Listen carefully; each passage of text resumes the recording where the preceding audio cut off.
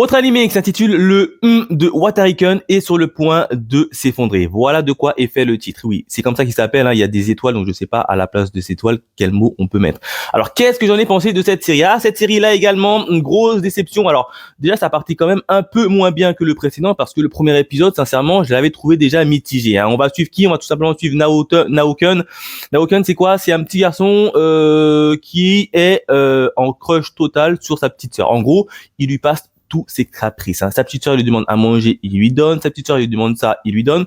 Il kiffe sa petite sœur, mais pas kiffer en tant qu'amour. Enfin, il la kiffe en tant que grand frère et petite sœur. Donc là, il y a rien d'obsédé, etc. Donc là, pourquoi pas? Ok.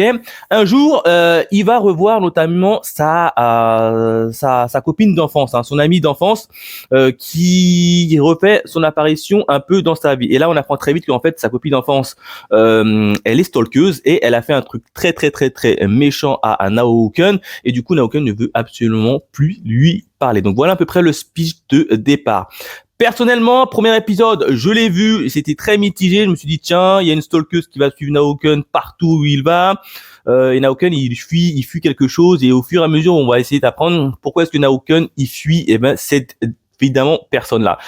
Il fuit cette personne-là tout simplement parce qu'a priori cette personne-là aurait détruit son potager. Mais on ne sait pas si c'est uniquement la vraie raison. A priori, c'est pas évidemment la seule raison. Mais moi personnellement, je me suis arrêté avant, donc je ne sais pas pourquoi elle fuit comme ça. Mais en tout cas, t'as un Naoken qui fuit son ami d'enfance, qui est une stalkeuse qui va tout faire pour essayer de rendre fou son ancien ami, et en même temps, il va y avoir une histoire de romance en parallèle qui va se créer puisque Naoken est en fait en crush sur une autre fille de son école. Et en plus de ça, il faut pas oublier que il passe tous les caprices à sa petite sœur. Donc ça va être un petit peu un triangle amoureux, on va dire ça comme ça, hein. Même si j'inclus la petite sœur dedans, bon allez, je l'inclus dedans.